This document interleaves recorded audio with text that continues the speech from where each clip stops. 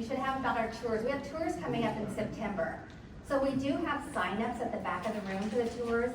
If you just also want to circle the tours you want to go on, write down your name and phone number. I'll sign you up that way too, whatever is easiest for you. The next page is your note page. And so you'll have a couple pages of notes. Anything that you see that's hole punch, that's for you to keep in your binder for future. It's a place for you to write notes during our seminars. What happens is we have a panelist discussion, and then at the end we take questions. So we hold all questions during it. And if you're like me, you can't remember. I can't remember my question for an hour. So just write that down, and then we'll have you ask those afterwards. And then there's just a few informational handouts there. And we've added, our panelists had a great idea this month. We've added some definitions. So I know we talk about different ALs, ILs, things like that. Long-term care, we call it LTC. So that these definitions will kind of help you for reference along the way. And if you're new and you received that binder, there should be a page at the back that looks like this. That is for any business cards of the panelists. Each month, panelists will be here. And you may think to yourself, gosh, I think I might need them in the future, or I know somebody who should talk to them. And you can grab their business card and just keep it right here. And if you need more of these, just let me know along the way. So I will hand this one over.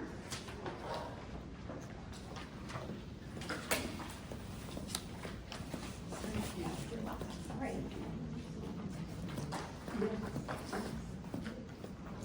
So by a raise of hands, who here has toured a senior community or a co-op? About half of us, right? Okay, who knows what a co-op is? Okay, so that's what we're here today to talk about, what co-ops are, our options for independent, for living, for retired living. We're here to kind of just have an overview and to clarify that today. We're going to start with a couple of truths here, as I always like to do. The first one is, the only way to truly remain in control of both where and how you live as you age is to plan now. And if you've been with me before, you know that that's just, I'm really a planner. I think that I want everybody to have control of your decisions, where you live, and I want you to be proactive, to know your options and be proactive in this search. So, truth number 2, your next move may or may not be your last move. Who has moved and thought, I'm never moving again, this is it? I mean, I know I have. And so, we think to ourselves, this will be our last move, but the truth is we don't know when we're gonna move again, if something changes in our lives. Can you guys anybody think of reasons you would make a move? Even after you said you were finished moving? Anything that comes up to mind? Having a daughter. Having families, input? Anything else? Health issues. Health issues? What about your children moving out of state and having grandchildren? That makes people move a lot, even if they have no plans on moving. That one I find often happens. And sometimes we get tired of Iowa winter, so we think, oh, I don't mind them, and then as time goes by, you think, hey, I've had enough winter, and so we make changes. So you have one of these in your handout, so no reason to take notes on this part. These are about our different retired living options. And that's what we're going to cover today. So our goal isn't to make you move today, it's just to give you information so that you can make the most informed decision that fits your life and your situation. Because information is powerful. So last month we talked about this first category. We talked about aging in place. I talked quite a bit on that, and supportive services for aging in place. Things we didn't talk about is 55 plus apartments. We have very few of them here. We have probably 3 or 4, and most of them are income based. There's only 1 or 2 that are not income based. So we don't have very many options there. We do have a large options for condos, and we have some manufactured home parks here who actually have a large older adult population and have community gatherings. So if you want any information about any of those condos or anything like that, that's something that we can discuss separate from here. Just come and see me about that. Today we're going to focus on these other categories here, including the co-op and then the independent, assisted, memory, and skilled. So I'm gonna bring up experts that actually are great about this. And so I'm gonna have our panelists come on up whenever you're ready.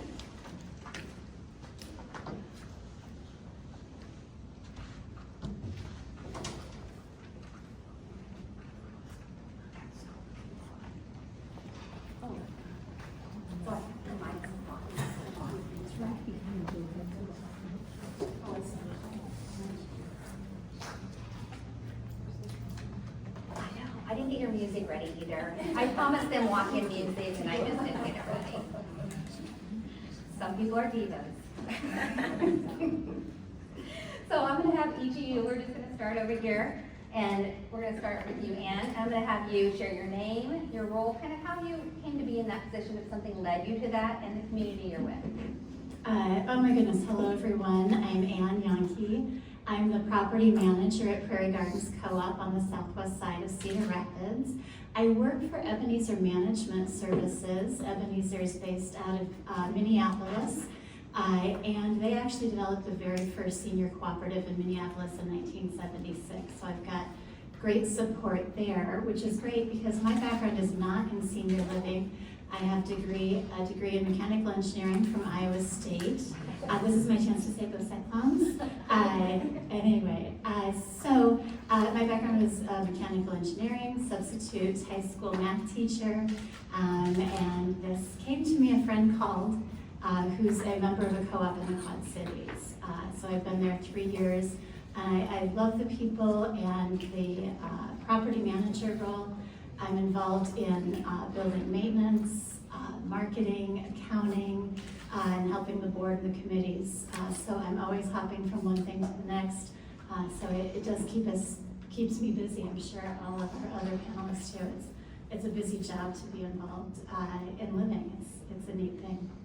And Christine? Good morning, everyone. I'm Christine Cross, and I am the Executive Director for Aura Independent Living, which is a new senior community, independent only, currently under construction on Centerpoint Road, just south of 32nd. So that is a new project, and we are looking to open first part of October. Personally, I've been in senior living a little over 22 years, so I like it a little bit. And I've worked in Iowa City, Cedar Rapids. I've also worked at a regional basis throughout Iowa, and have experiences in not cooperatives, but condominiums, independent living, assisted living, memory care, as well as skilled. So I've kind of run the full gamut and really enjoy the independent living aspect and working with seniors who are making these really big changes in their lives and helping them thrive through that. Right. You're up next. All right. Good morning, everybody. My name is Jessica Lawrence, and I work for Grand Living at Indian Creek. We are the big 4-story gray building right next to Slumberland on Highway 100, the one that everyone was wondering for a long time, what is that big gray building gonna be? That's what we are. So I've actually worked for Grand Living since before we opened our doors 6.5 years ago. So it's been really fun to be part of the journey from the very beginning.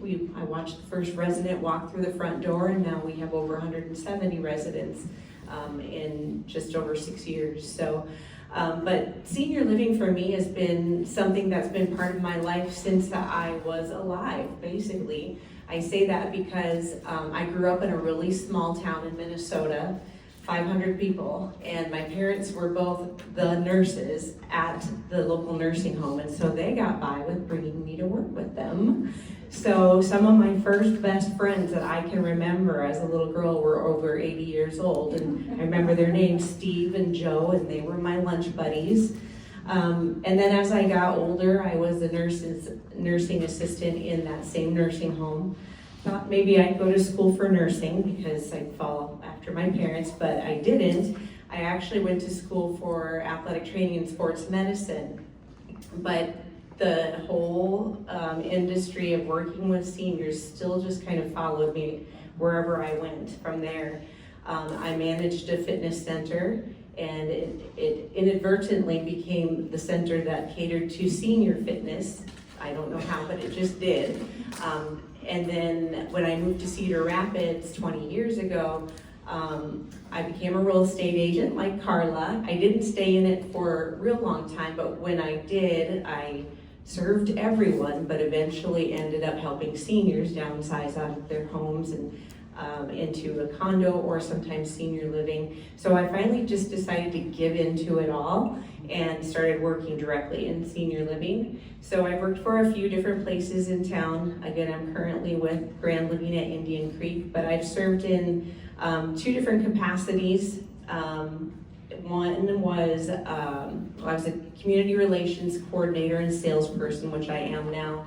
But I actually started at Grand Living. For the first 5 years, I was their facets and activity director. So that was a super fun job for me, but decided I was looking for a new challenge. So that's why the last year or so I've been in sales. So I want to thank Carla for inviting me to be on the panel today. And thank you everyone for being here. Good morning, I'm Andrea Santa Cruz. I am a sales representative for Methwick community. So my education background is in human services and psychology. I went to University of Iowa, and my personal experience there, I always knew I wanted to work with kids or seniors. I volunteered at the senior center there during college. And when I graduated, I started my career working with children, and 4.5 years ago, I took a job at Methwick and started my career in senior living. I have been in the wellness and recreation department at Methwick, and then was the social worker for several years, and took a sales position about a year ago. So that is my experience. Great, thank you.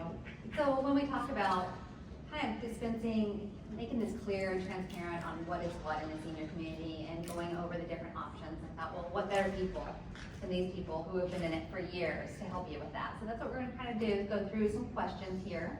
And so we're gonna start with independent living. So independent living, there's different options for independent living. They vary wildly, I would say, because there's lots of options for how you want to live independently. So Anne and Christine, how would you guys describe independent living? I'll start with you, Anne, since yours is a little different. You have home ownership in your circumstance. Yeah, absolutely. So when we hear independent living, and I'm new to this industry, so you hear independent living, you think, well, I'm living independently in my own home now, but it can look different in a co-op or different places. So in a cooperative, that independent living, our members own the cooperative. It's a not-for-profit. The building is, the decisions are made by the members, by the board, by the committees. They own and operate this building. However, they don't have to mow the yard, they don't change a light bulb, all that maintenance is taken care of for them. So we have property management and maintenance tech and housekeeping for the common areas right there in the building. So those things are taken care of. And then the building is designed to age in place. So it's one level living, we have elevators, parking's indoors, heated, which is wonderful in the winter. So it looks a little different when we say independent living at different places and different services. So our members are living independently, but they have the supports of those services around them. You can bring in extra housekeeping or any kind of supports you need. And the other part that is different is they live in community. And that really makes a difference to our members fighting that isolation and loneliness. We have a member that had been living after his wife had passed by himself for 6 years. And he moved in and immediately got involved with some of our committees and our activities. He's on the board, and he said, after several months of being involved, he said, I can feel my brain coming back to life. So I think that really says a lot about how difficult it can be and that isolation and loneliness living by yourself. So the community living is really an important part of our building. Thank you.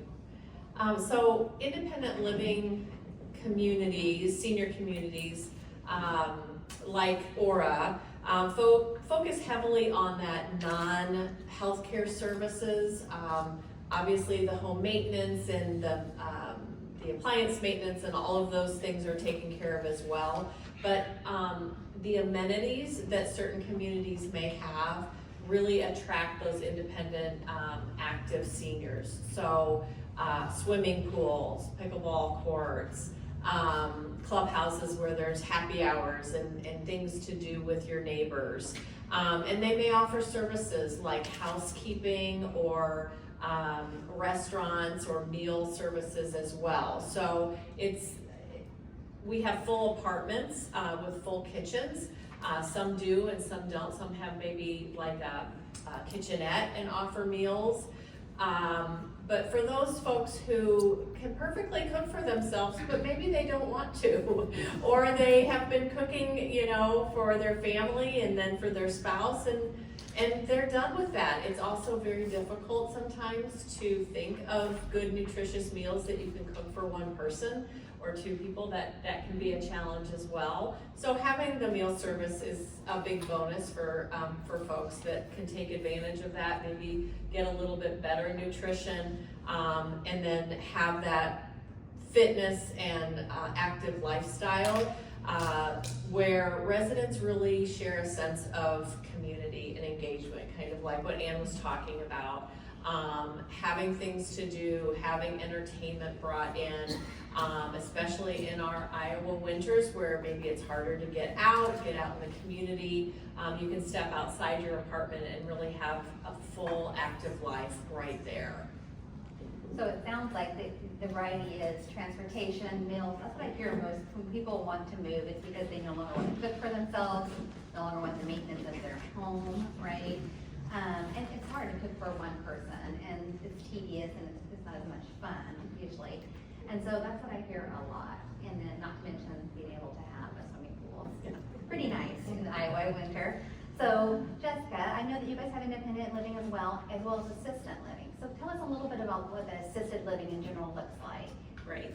So with assisted living, everything that Christine mentioned that residents would get in independent living, you also get in assisted living with the added benefit of having one-on-one care given to you on a daily basis. So when we think assisted living, we're not necessarily talking about the meals or having your laundry done. It's the activities of daily living, the things you and I do before we leave our house in the morning, the bathing, the getting dressed, taking medications. Those are the activities of daily living that an assisted living community is going to be helping you with. So you get all of those things plus the assistance, and sometimes it's the unscheduled things too, things that aren't part of your daily care plan, your daily routine, that come up that you didn't realize you might need help with that day, but things happen. So we're there for that as well. So with assisted living also, we have 24-hour staff on the premises at all times. So if you ring your button in the middle of the night, we'll have staff there to help you no matter what. What else? It's really driven mostly by the resident themselves. So they're still in control, but they are also in control of when they need help. So when they need help, they just ask for it and we're there. Sounds like individualized care, depending on circumstances. Right, so actually before someone moves into a senior living community that has an assisted living license, our care team, which involves a registered nurse and an assistant director of health and wellness who's an LPN, will do an assessment on each individual prior to them moving in, and that is how we determine what kind of help we are going to be providing that person, and it's called a care plan. So our caregivers follow that regimen, that care plan, to give everyone exactly what they need every day. And one thing to notate is, while independent care is not licensed, assisted care, assisted living and memory care are both licensed. And so that's what helps them to be able to provide those services, the healthcare services. And speaking of memory care, there's lots of options for memory care, and I would advise you to look at your own individual options for that and the best fit. But can you give us a little bit of an overview of memory care? Sure. And what other access that provides? Yep, so you mentioned licensing. So we are regulated by the Department of Inspections and Appeals. But we also, like you mentioned, have memory care. So we don't have a separate memory care license, but we have a memory care certification, and we operate under our assisted living license with our memory care. So basically, memory care is assisted living. They still need to meet all those assisted living criteria with specialized dementia care, meaning it takes place in a separate area of the building. We provide care that's specifically for folks who have cognitive memory concerns, and it's just a separate part of the program. A little more secure area, typically a little more secure area. Yeah, there's A little more different oversight. requirements, more oversight. The activities are really planned more around, that cognitive level. And it's more of a kind of a go with the flow atmosphere too.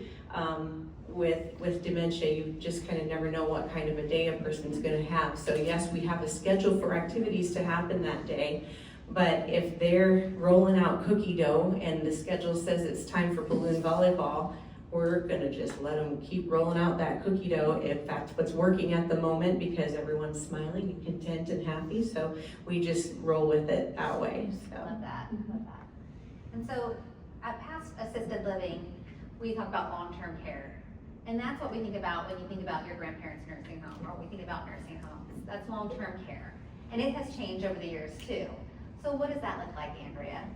Yes, so nursing homes are going to just be kind of the next level after assisted living.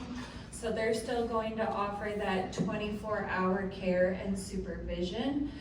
This is going to be most appropriate for people who are needing more assistance, whether it just be on a daily basis or kind of more throughout the day. So the assistance is going to be provided for any and all of those activities of daily living that Jessica talked about, getting dressed, bathing, things like that. There's going to be a nurse on staff as well as several caregivers.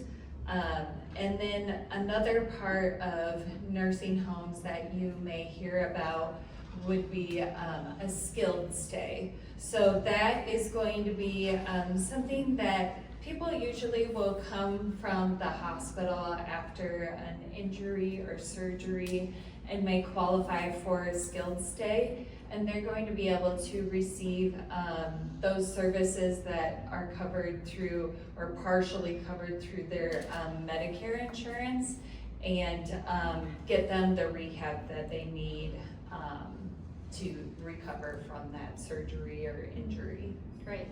One last thing I want to cover is, you might hear this a lot about continual care communities or lifetime communities, which offer various levels and may have a buy-in. Can you tell us a little bit about that? Yes, so often called the full continuum of care. These are going to be communities that offer options for someone to remain in the community until end of life. So they offer options from independent living to assisted living to nursing care, and often will include memory care as well. Each community is different. Some may require an entrance investment or a buy-in that guarantees your spot for future care. Not all of them require that, and not all of them require you to enter at independent living. Some you can enter at nursing home level of care. So you just kind of, when you're meeting with the community you're interested in, you want to ask those questions. Do I have to enter at a certain level? What are the different buy-in or rental options for where I'm entering at? And then be sure to ask about what transitions through the different levels of care are going to look like.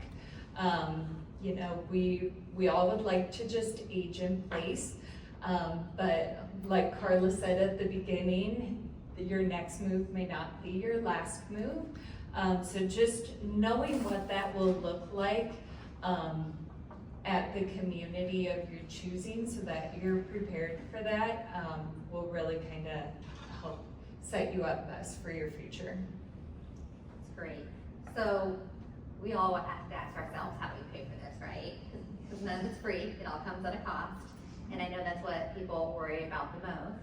And it's probably what we don't know. We don't know how, which ones are self-pay, what our insurance covers, where that goes from. So we're gonna start with independent living.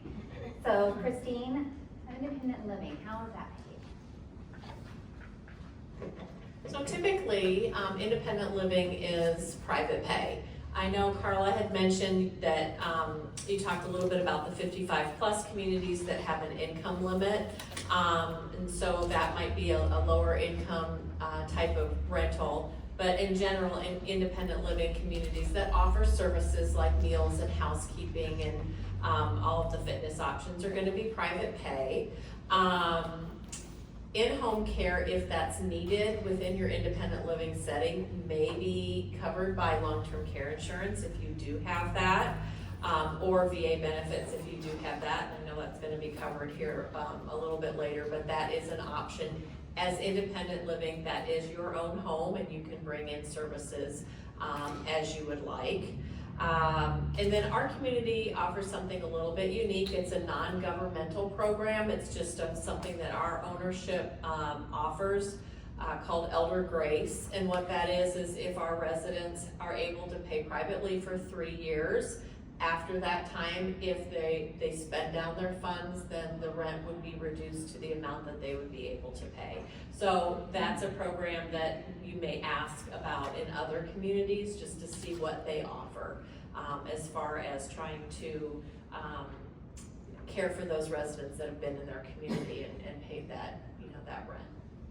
I'm sorry, I lost my feed there, guys. I'll try to get that back as we ask the next question here. So assisted living, Jessica, how do we cover for that? Sure, so there's actually, and bear with me, so there's a few different ways that people pay for assisted living, and of course the number one way is private pay. Christine just talked about that, but there is also something called, are there any veterans in here? Yes, at least one. So there's VA aid and attendance, and what that is, it's for veterans who have served at least 90 days of active duty with at least 1 day during a period of war. And it's also for surviving spouses that must have been married to the veteran at the time of that veteran's passing and not remarried again unless to another wartime veteran.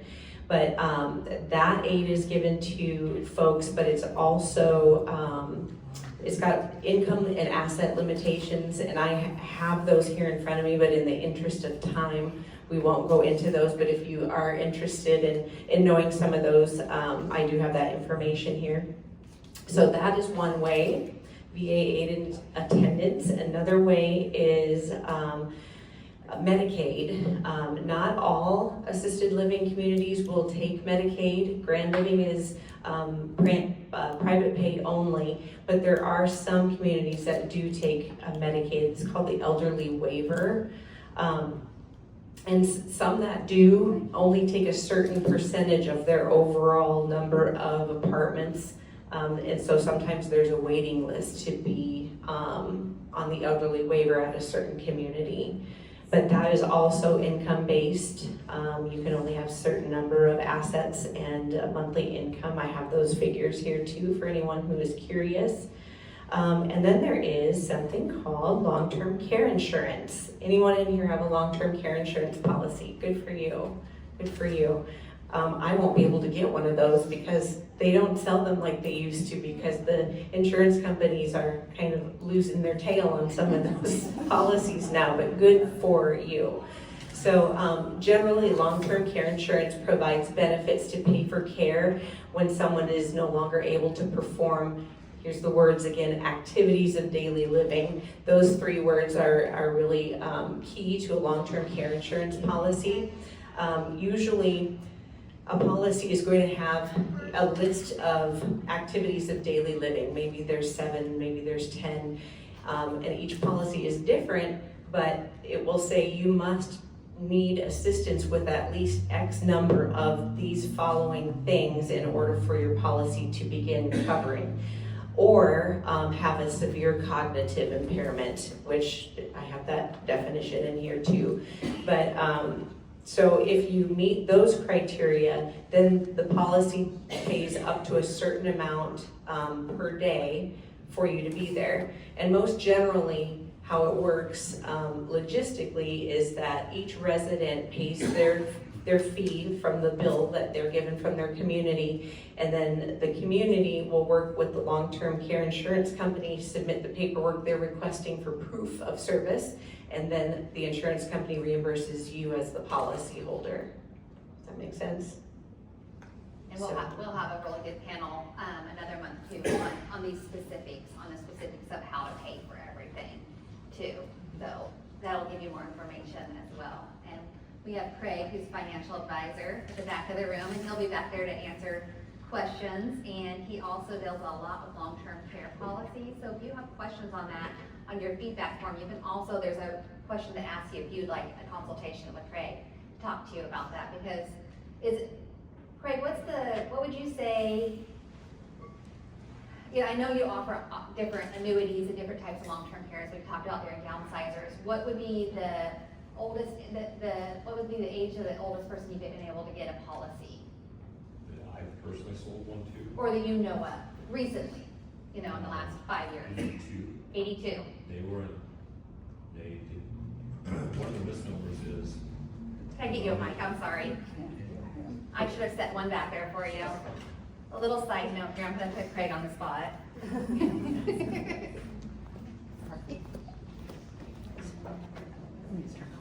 Okay. Yeah, so one of the misnomers about long-term, do you want me to stand up there or in the corner or something like that? Well, Maybe I'll do that so wherever you people don't wanna have to be. turn around. Sorry. I don't want to take away from the panelists though here. We'll be right back. The misnomer about long-term care is that if you take like high blood pressure or cholesterol medications or things like that, that you could possibly get long-term care insurance. That's not true. We have people that are on all kinds of different meds now. If you're using illicit drugs, you're not going to be able to qualify. So I don't know if that applies to anybody in this room or not, but it's really more about lifestyle. And so the person that was in their 80s that got it, one, they could afford to pay the premiums as somebody that's an 80-year-old because it's based on age and health. And so they were in exceptional health for their age. So they easily qualified, but their premiums were much more because they were in their 80s. Had they bought this same policy in their maybe late 60s or maybe even early 70s, probably would have cost half as much, maybe even less, because obviously they were in great shape then as well. So a lot of different things to consider. You can always apply. We have some what we call knockout questions. So you can fill out a kind of a pre-application to determine, should I even pursue this or not? And if you get knocked out right away, as Carla had mentioned, we have some other solutions for people who maybe aren't quite as healthy. But it really just depends circumstance to circumstance. And so you're welcome to talk with us and check that out. Does that answer the question? Yes, that helps a lot. And we'll have a separate panel where we go more in depth in that, and we'll probably eventually have a workshop or something on that. I appreciate it though, Craig. And so there's a lot of options for paying, as Jessica was saying. There's a lot of knowledge there and a lot of different options. And I would say the same options pretty much apply for long-term care. Is that correct? Yes, so most long-term care nursing home communities are going to be private pay, but then you have additional options. Long-term care insurance, like Jessica said, usually you pay your bill and then they will pay it out once they receive confirmation that you were in the facility. And then just really importantly with long-term care insurance, know what your policy covers because each one is very different. I have seen some that are really great and have like a rider on it that will pay for home health services. And I have seen some that only pay for nursing home and have very strict qualifiers. So know what your policy is, get that out, blow the dust off it, and know what it is so that way when you can qualify, you start getting those payments going. And then just also keep in mind that most of them will have an elimination period, which means you will have to pay for X amount of days before you qualify to start receiving payment. So most of them are around 60 days, so just to kind of prepare to know that you'll have to pay full price for those 60 days at the nursing home. So know what your policy covers. And like Jessica said, typically someone at the community will be able to assist you with that, whether it be a social worker or someone in admissions. So definitely use those people to your advantage. They are very knowledgeable about that. If the person you bought the policy from is still around, reach out to them and they'll be able to assist you with that. And then Jessica covered the veterans aid and attendance very well. And then Medicaid. Same with assisted living. Not all facilities are going to accept Medicaid. And some of them will have a limited amount of people that they will accept on Medicaid. So I know in our community, we currently have a wait list for Medicaid beds because we're only able to allow a certain amount of people who can be on Medicaid. And then just one more thing that wasn't on there would be that skilled stay. If your Medicare or private insurance will help cover skilled stay. Thank you for bringing that up. Yep. That's something we hadn't discussed. And then, so when we talk about payment, what are you paying for? Your activities, right, and your healthcare. And so let's talk a little bit about the fun part, the activities. We talked about what activities are at independent living, and what kind of activities would a co-op offer? So the great thing about a co-op is that our members are in charge of planning and organizing all their own activities. So they do whatever they want. So whatever idea comes up. But our building is built with a lot of amenities that help support those things. So we have a lobby with a piano for sing-alongs and piano playing. The community room and our club room are places that we have potlucks and bingo and card games and pool, movie nights, all those fun things. But they can also be reserved by our members, so they have another space. You want to still have Thanksgiving for 50 people, you can still have Thanksgiving for 50 people there. So we have an exercise room, wood shop, raised bed gardens, dog park, walking trail. So yeah, I think all of us have, all these fun things built in, and then the members get to choose how they make use of that and organize activities. That's great. And I know as I've toured, a lot of the senior communities also have a member panel that they have, and they give input on the activities as well. And so that's something to ask.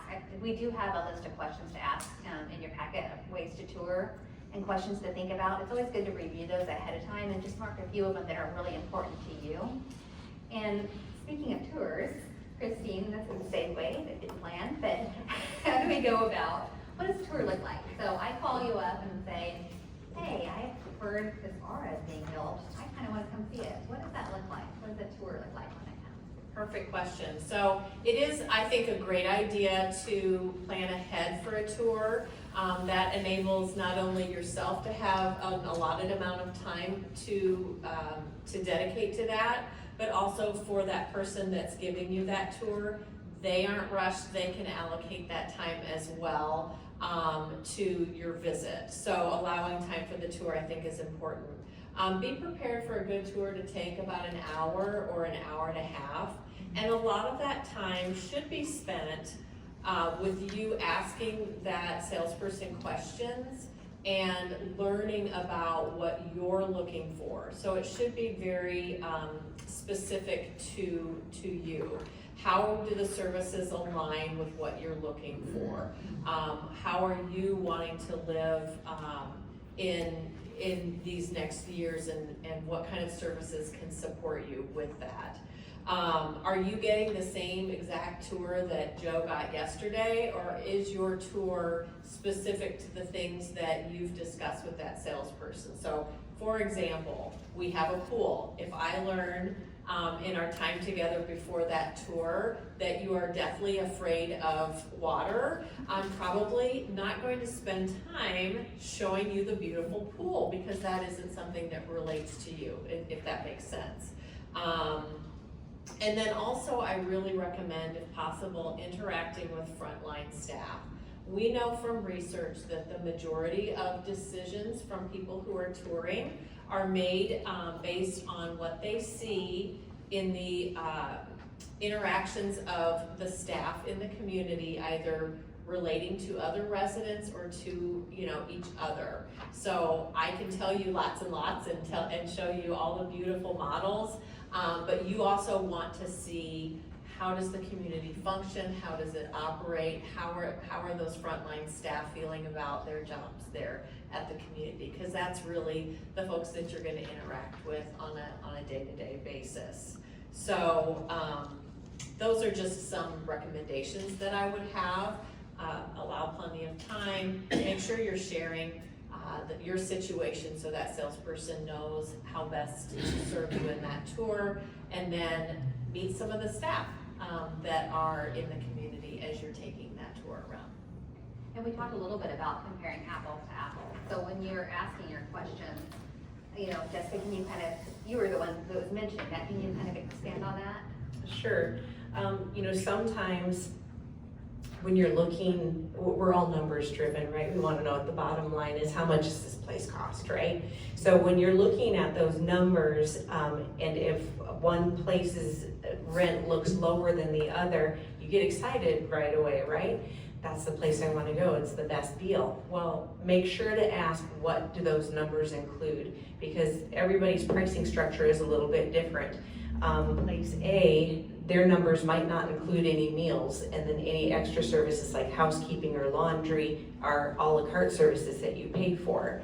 At our community, the numbers that you see are basically all inclusive. It includes all your meals. It includes housekeeping weekly. It includes A, B, and C. So make sure to ask those questions, because even though it might look better initially right off paper, that's not necessarily going to be the case. So I'm curious about the age of everybody's resident. So can each of you share your youngest and oldest resident age? And we'll just start over here with Andrea. So at Methwick Community, we figured out that our youngest resident is 63 right now. And our oldest resident is 109 years old. And that's not the oldest that we've had, but Wow. that's just right now. That's amazing. I was not expecting to hear that number. Our youngest is 68, and we have two gals who are 102. And that's becoming so much more common, Satarian. So we are not open yet. We open, but I can share that of those that have deposited and reserved their apartment for move-in, our youngest is 55, and our oldest is 91. So I did not dig through all of the papers for this. I know everyone's over 62. We do have one member who's 63, and we've had several 90th birthday parties. So I'm thinking 92 would be my best guess. That makes sense. So, I think think we've covered a lot here. Are there any questions that I haven't asked you or information that you'd like to share additionally before we open up to questions? I just have one, thought or comment as I was getting prepared for this panel and, kind of sitting in your shoes as far as I have been a daughter that was, consulting with a parent on these types of decisions. And I just encourage you as you're looking at whatever is that next step for you, to ask yourself the tough questions as you're considering your options. So if the answer that you give when you think about making a move is I'm not ready yet, which is pretty common, we hear that quite a bit, I'm not ready yet. Challenge yourself to ask what that answer would look like. So when would I be ready? What does that look like? And that can help frame some of your decision making. And when will you know that you're ready and then you have your plan kind of mapped out for you? So what I find in my time in senior living is that the vast majority of people, when they do make a decision to make a move, I hear, why did I wait so long? This is really fun, this is great, I love it. And why didn't I prepare myself or my family better for what I wanted? So, That's great. those are my thoughts. And I've held focus groups too with people who downsized and made the move, and I get that a lot. I say if you could share 2 things with people who are considering downsizing, what would they be? And one is just go through the process and plan, and 2 is do it sooner than later because they wish they had. And so that's really good information. Yeah, and if I could piggyback off what Christine was saying, think about this scenario. How much easier it would be if you moved when you are under complete control of the situation versus waiting till your potential picture of what does ready look like. Well, I hope your answer isn't when I fall and break my hip and can't go home after being discharged from skilled care. That is not a situation that you want to be in because you're not in control of it anymore. You're doing it because you have to, not because you want to. So I highly recommend scenario A because you're in complete control of it, you're happy, you're healthy, you're participating in it actively, and there's no guilt because your family had to cancel their plans because mom had this fall, and it's just an all-around better situation. And if you're on a wait list somewhere already and something kind of unexpected like that happens, and you've been on that wait list for a while, the chances are that you're closer to the top of that wait list or the next person they're gonna call. That's a really good situation to be in. So don't hesitate to get on a wait list on more than one, community. Just place yourself in the best possible position if something unexpected happens. So basically be proactive instead of reactive. And so over the years as I've worked with clients downsizing, that's what I find a lot is sometimes it's a reactive situation and not proactive. And I've also learned that not one solution fits everybody. Everybody's individual.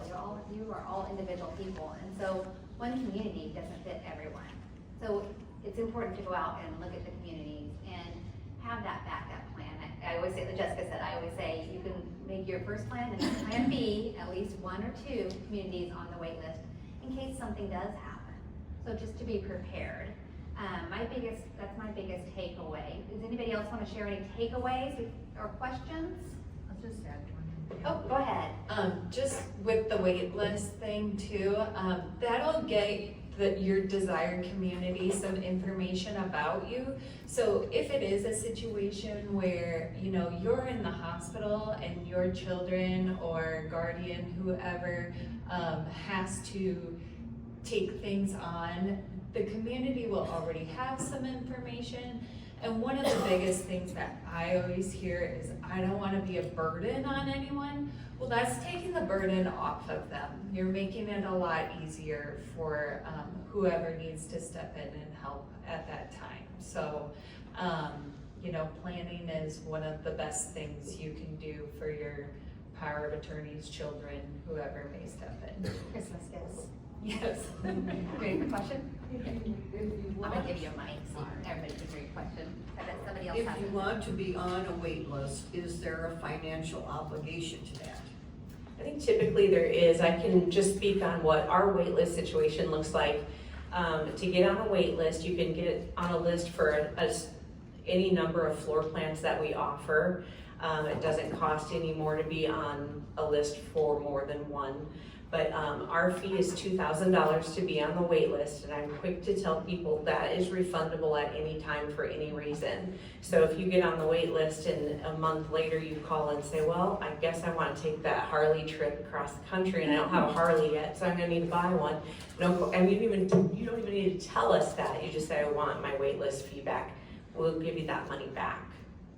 I've seen the fees vary anywhere Yeah. from 200, mainly 500 to about 3,000. Right. Anywhere in there. So it just then depends. if you do remain on our wait list and then you end up choosing an apartment, yes, I want apartment 4, then that wait list fee is converted to your reservation fee. Then it becomes non-refundable because we pulled that apartment off the market and are saving it for you. And then when you move in, that $2,000 gets put towards your first month's fees. So you're either getting it back in your pocket or it's going towards something you'd have to pay for anyway, and you're basically buying yourself a free insurance policy that you'll be where you want to be when you need it. And if you call me, I'm on top of the wait list and I say, you know, I'm planning on doing it this next spring. I'm not quite ready. Then where do I go on your wait list? Right, so you can say no. We've had people on our wait list for 6 years before they were ready to move.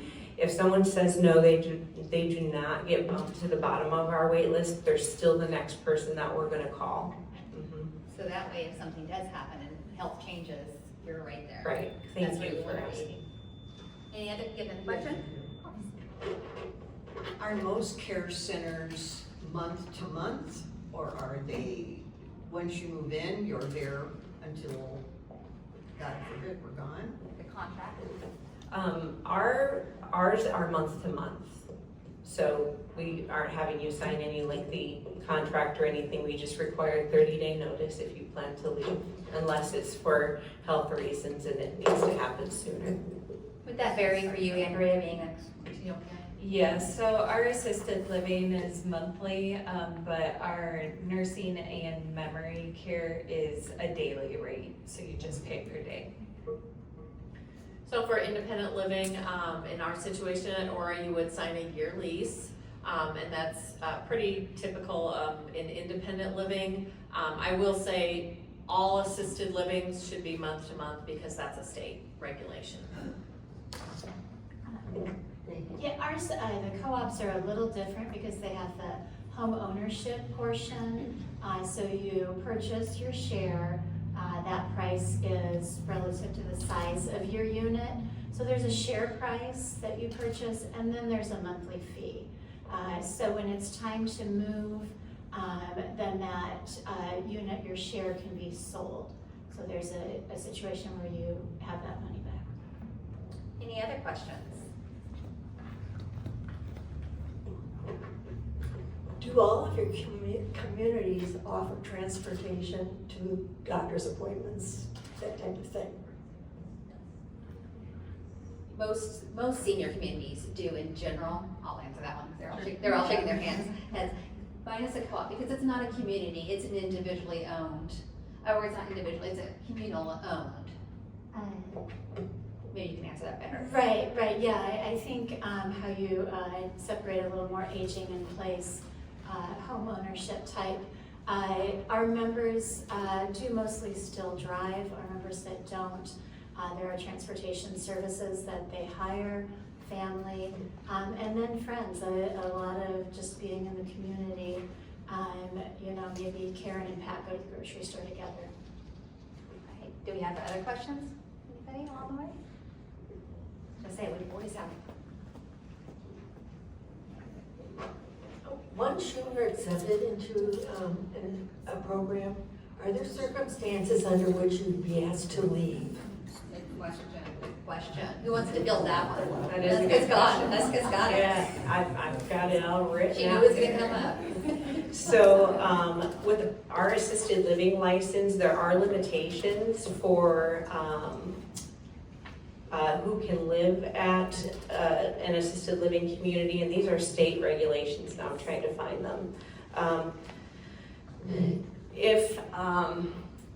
Some of the big ones are, if it takes more than one person to help you transfer from one seated position to another seated position, if it takes two people routinely, and when I say routinely, that's 21 days in a row or more, because everybody has bad days or will get sick once in a while, it'll take two people, maybe for a few days, but if it's routine, then that would mean higher level of care.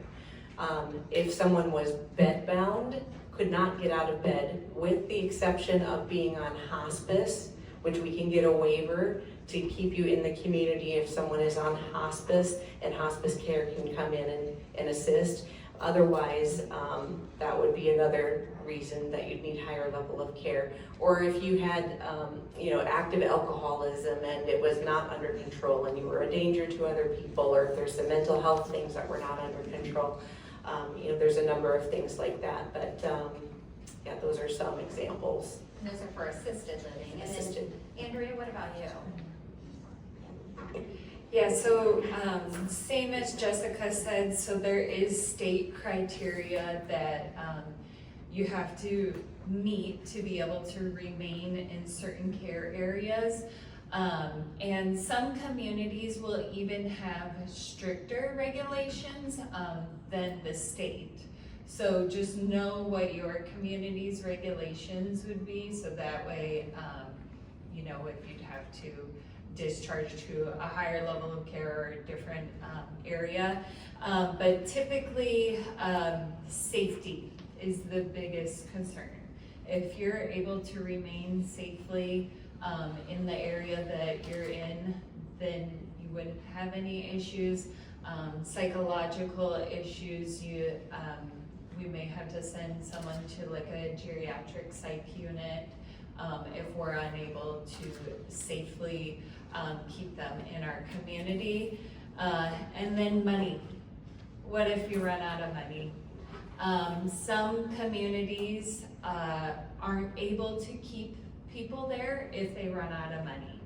So ask those questions if that is something that you are concerned about.